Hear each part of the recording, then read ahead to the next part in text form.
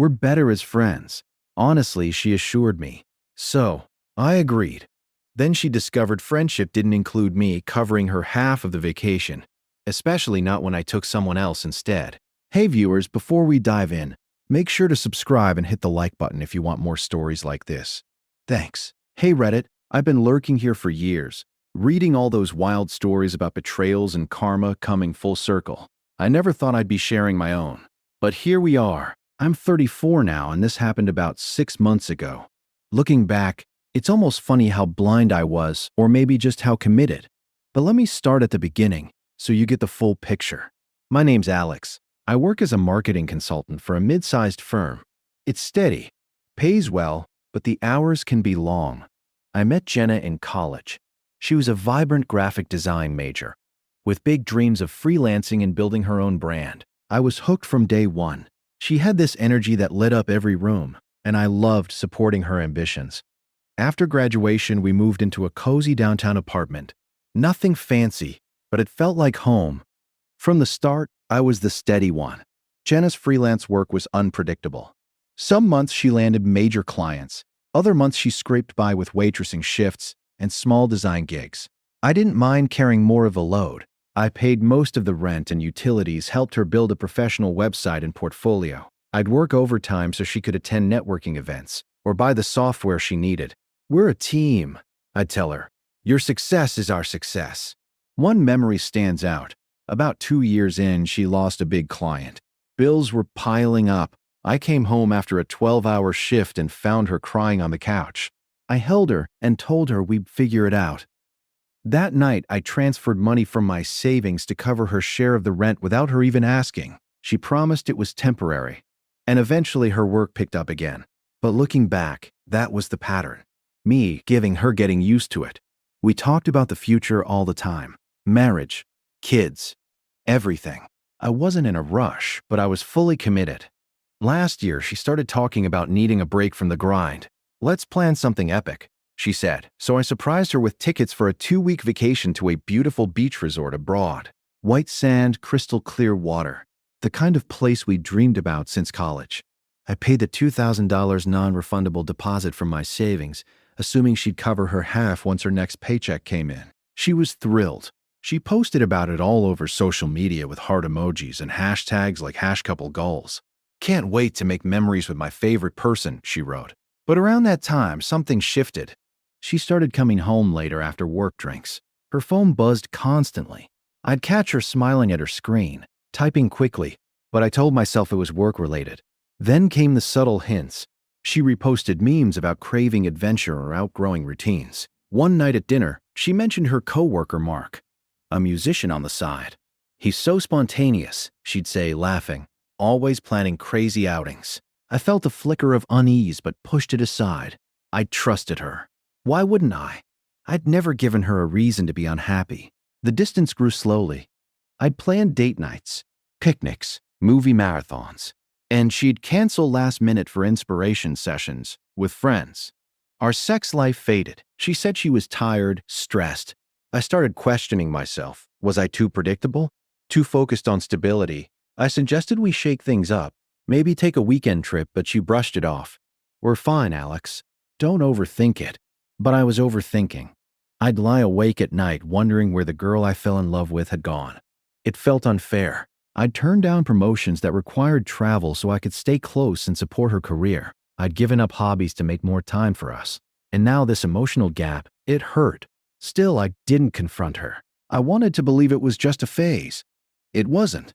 The truth came out one Tuesday evening in our living room and everything changed. I got home early that night and picked up her favorite Thai takeout from the place down the block. I set the table and lit a candle, hoping we could reconnect. Jenna walked in around 8, distracted, eyes glued to her phone. She barely noticed the setup. Hey, I said with a smile. Thought we could have a nice dinner. How was your day? She sighed and dropped her bag on the couch. Alex, we need to talk. My stomach sank. Those words never mean anything good. I nodded and sat down. Okay, what's going on? She paced the room, avoiding my eyes. Then she stopped, crossed her arms, and let it out. Look, I've been thinking a lot lately about us. I love you. But I think we're better as friends. For a second, I just blinked, the words not fully sinking in. Friends? What do you mean? She sat across from me, her tone shifting into this strange mix of pity and confidence. Come on, Alex. We've been together forever. You're great, reliable, sweet. But lately it feels like we've grown apart. I'm craving more excitement, you know? Someone who pushes me out of my comfort zone. A chill ran through me. Is there someone else? She hesitated, then nodded like it was nothing. Yeah, Mark from work. We've been hanging out. It's nothing serious yet, but he gets me. He's spontaneous, always planning these adventures. With you, it's just routine. Work, home, repeat. I need more than that. Routine. I had just booked that vacation to break out of routine, but I kept my voice steady. So you've been cheating? She rolled her eyes as if I were being dramatic. It's not cheating if we're basically roommates at this point. We haven't even been intimate in weeks. And don't act surprised. I've been hinting for months. Those posts about needing adventure, that was me trying to tell you. I stared at her while the takeout on the table went cold. Hinting instead of actually talking to me. Whatever, Alex. You're always so logical. That's part of the problem. No passion, no spark. Mark makes me feel alive. He took me to this underground concert last weekend and it was incredible. You would have hated it. Too loud, too unpredictable. She let out a smug little laugh that cut deep. Remember when I suggested we try something new like skydiving? You said it was too risky? That's you, always playing it safe. I deserve someone who matches my energy. I leaned back, trying to process it all. The betrayal hurt, but the way she twisted it, blaming me for her choices, stung even more. So what now? You want to end it? Yeah, she said with a shrug. But we can stay friends, right? I mean, we have history. It doesn't have to be messy. We can still hang out, grab coffee sometimes. And hey, about the vacation, we could go as friends. It'd be awkward to cancel, and you already paid the deposit. I'll pay you back my half eventually. There it was. She dumps me, admits to cheating, and still assumes I'll fund her trip.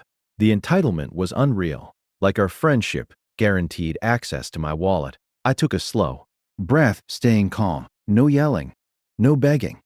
If that's how you feel, okay. She blinked, caught off guard, okay? That's it. What do you want me to say, Jenna? You made your choice. She smirked as she stood. See, even now, no fight, no emotion. That's why this won't work. Mark would have argued. He cares. I stood too, grabbing my keys. I care. I'm just not going to beg you to stay. As I headed to the bedroom to pack an overnight bag, she called after me. You're really leaving? Just like that? Yeah, I said over my shoulder. Friends don't live together, right? She huffed. Fine, but don't make this weird with our friends. Tell them it was mutual. I didn't respond. I threw some clothes into a duffel, grabbed my laptop, and walked out without another word. She stood in the hallway with her arms crossed, almost looking disappointed that I hadn't made a scene. I drove to my buddy Mike's place, crashed on his couch, and that was it. No dramatic exit, just quiet detachment. That night, lying there, the unfairness hit hard. 5 years. All those sacrifices, and she discarded me like yesterday's news, wrapped in smug justifications. But I didn't text her, I didn't call. I just let go. That first night at Mike's was rough. I barely slept. Just stared at the ceiling, replaying her words. Better as friends. No spark. It felt like a punch to the gut after everything I'd poured into us. I kept thinking about moments that now felt painfully one-sided, like when she wanted to quit her side job to focus on freelancing full-time. I supported her completely, even dipped into my emergency fund to cover groceries and bills for a couple months. We'll make it work, I told her. She hugged me tight and called me her rock. Now I was just routine. For days, the confusion lingered. Why cheat instead of talk? Why twist it so I looked like the villain? It was unfair. Plain and simple. I'd never been jealous. Never tried to control her. I trusted her enough to book that vacation without hesitation, and her assumption that we'd still go as friends. That entitlement burned. But I didn't lash out. No angry texts. No showing up at the apartment demanding answers. I detached. Mike was solid. She's showing her true colors, he told me over beers that weekend. You deserve better. He let me stay as long as I needed, no questions asked. I took a few days off work to clear my head, went on long runs, pushed myself harder at the gym. It helped channel the hurt into something productive. I started journaling too, writing down all the red flags I'd ignored, her late nights, the subtle comparisons. Mark's band played this cool gig. Wish we did stuff like that. Hindsight is brutal. On the practical side, I handled everything quietly and efficiently. I emailed the landlord about breaking the lease early for personal reasons. Transferred the utilities out of my name. With the joint bank account, I withdrew my half and closed it. No drama, just a clean break. And the vacation, the deposit was non-refundable, but the remaining balance wasn't due yet. Jenna had never paid her half, always saying she'd do it next paycheck. I didn't remind her. Friends don't expect handouts. About a week in, I unblocked her on one app in case of emergencies related to shared matters, but otherwise kept complete radio silence. I focused on myself, picked up old hobbies like photography, and finally read those sci-fi novels I'd shelved. I even went on a solo hike one weekend, something I'd always wanted to do but had put off for her. Standing up on that trail, breathing in fresh air, the fog started to lift. I wasn't broken. I was free. The silence wasn't weakness. It was strength. I realized I'd been carrying the relationship on my own for far too long. Her betrayal hurt, but it also brought clarity. I deserved someone who saw my stability as a strength, not a flaw. Work picked up too. I threw myself into a major project, and my boss noticed. "Alex, you're on fire lately," she said during a meeting. It felt good. Validation earned through effort, not through begging for affection. I even started casually dating. Nothing serious. I met a woman named Laura at a networking event. She was smart, kind, and appreciated my dry humor. We grabbed coffee a couple of times. No pressure. It felt refreshing, like rediscovering parts of myself Jenna had dimmed. The unfairness still echoed occasionally. Late at night, I'd think about those 5 years gone. But I didn't dwell. I let the silence speak for itself. And soon enough, karma started whispering back. It took about a month for cracks to show on her side. I heard bits and pieces through mutual friends. Not because I asked, just casual updates. Apparently, things with Mark fizzled out fast. He was spontaneous all right, spontaneously ghosted her after a few weeks.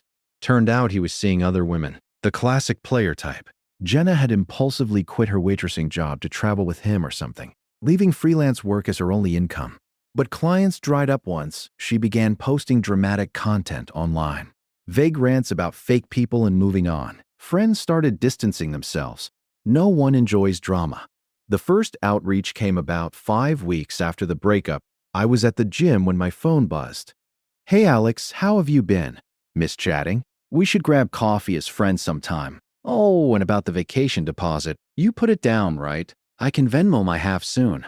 Let's not waste it." I stared at the message. She still assumed I'd carry her. No apology, just casual entitlement. I replied briefly. "No need. Handle your own." Her response came quick. "Cly? What? Come on, don't be like that. Friends help each other out. It's not like I can afford to lose that money right now." I didn't answer. I blocked the number. A few days later, the call started. This time from her mom. Jenna's family had always been pushy, the meddling type. Her mom, Karen, fitting, left a voicemail. "Alex, this is Karen. Jenna told me what happened. You two were so good together. Why throw it away over a little mistake? She's going through a tough time. Be the bigger person and talk to her. Family sticks together, even as friends." I deleted it without responding. Then her best friend Tina, always enabling Jenna's drama, texted me. "Dude, you're being cold. Jenna is hurting. She didn't mean to cheat. It just happened. At least hear her out about the trip. She needs a break. Hurting? After that smug breakup speech? Not my problem?" I replied. Then I blocked her too. The desperation escalated. Jenna must have gotten a new number because a week later she called while I was at work. I let it go to voicemail at first, but curiosity got the better of me and I listened later. "Alex, it's me." "Okay, fine. You win. I was wrong. Mark was a jerk. He used me and bailed. I'm sorry for how I ended things. Can we talk? I miss you. I miss us. And the vacation. I really need it right now. Things are rough. Freelancing isn't paying, and I'm behind on rent. As friends, maybe you could spot me. I'll pay you back. I promise." Her voice cracked slightly, but it felt manipulative. Still no real accountability. Still no real accountability. I didn't call back. Then she showed up at my office. She must have remembered the address from old visits. It was lunchtime, and I was heading out when I saw her standing in the lobby. She looked frazzled, messy hair, red eyes, a stark contrast to the confident woman who'd laughed in my face. "Alex," she said, rushing toward me. "Please, don't walk away." I'd to talk. I stopped and kept my tone even. "What is it, Jenna?" She fidgeted, glancing around. "I'm sorry for everything. The cheating. The way I said it. I was stupid. Mark seemed exciting, but he was abusive. He yelled at me, ghosted me when I needed him. Now I'm alone and broke. Friends are ditching me because of the drama. But you were always there. Can we try again? Or at least be real friends? Help me out." I crossed my arms. "You made your choice." Her eyes filled with tears. "Come on, don't be heartless. I know I hurt you, but we have history. The vacation, let's go together. It'll fix things. I'll make it up to you." No, her posture shifted, anger creeping in. "Seriously, after all those years I put up with your boring routine, you owe me for sticking around that long. At least cover my half of the trip. It's the least you can do as a friend." There it was, the real her. Entitlement turning into rage. "You owe me," I said calmly. "Friends don't cheat and demand money." She snapped. "You petty. Mark was right. You're spineless. No wonder I left." I turned to go. "Goodbye, Jenna." She shouted after me. "You'll regret this. I was the best thing that ever happened to you." I didn't look back. Security escorted her out. That encounter sealed it. She wasn't remorseful, just desperate. After hearing about what happened, mutual friends began siding with me. "She's unraveling." One texted, "Sorry we didn't see it sooner." Karma hit hard, and I hadn't lifted a finger. A couple of months later, the remaining balance for the vacation was due. I paid it in full, for 2, but not with her in mind. By then, I'd been seeing Laura more seriously. We connected effortlessly. She was a teacher, grounded, and laughed at my jokes without subtle digs. When I mentioned the trip, her eyes lit up. "I'd love to go," she said. "No entitlement, just genuine excitement." So I invited her. It felt right, like reclaiming something that was always mine. The final twist came at the airport. It was early morning. We were checking in, bags in hand, when I spotted Jenna across the terminal. She looked worn, rumpled clothes, alone with a carry-on. She must have seen something on social media or heard through mutual connections that I was still going. She made a beeline toward us, eyes wide. "Alex, wait. You're here? With her?" Laura squeezed my hand, sensing the tension. A few acquaintances from our old circle were nearby grabbing coffee. Perfect witnesses. Jenna glanced at Laura, then back at me. "Can we talk alone?" I shook my head. "No, please," she begged, her voice shaking. "I messed up. Mark left me in debt. I had to borrow from my mom just to eat. Friends ghosted me after I vented online. But seeing you now, I realize what I lost. You're stable, kind. I was blind. Let's start over. I'll change. And if not, can I at least join the trip as friends? I'll sleep on the couch or something. I just need this escape." Her desperation hung in the air, sad and transparent. The acquaintances nearby murmured quietly. "Jenna," I said firmly, "that chapter is closed. I've built a new life. Better job. Real connections. This trip is for me and Laura." She blinked back tears. "But we planned it together. You can't just replace me." "Replace," I repeated evenly. "You replaced me first, with Mark. Remember? Said I was boring." No spark. Her face crumpled. "I was wrong. Please, Alex. I'm sorry. Don't leave me like this." I felt nothing. No pity. No pull. "Your choices led you here. Mine are leading me forward." She grabbed my arm. "You owe me a second chance." After everything, Laura gently stepped in. "Let's go, Alex." I nodded and turned away. "Take care of yourself, Jenna, but don't contact me again." As we walked toward the gate, she shouted after us, "You'll be miserable without me. She's just a rebound." Her words bounced off. One of the acquaintances shook his head and mouthed, "Good for you." Boarding that plane hand in hand with Laura, I felt free. Jenna was irrelevant. She'd see the photos later, us on the beach, genuinely happy. Her downfall visible, my growth undeniable. Life moves on, and mine is better without her. Thanks for reading, Reddit. Moral of the story: don't mistake kindness for weakness. Sometimes the best revenge is living well. Thanks for watching. Make sure to subscribe to the channel and hit the like button.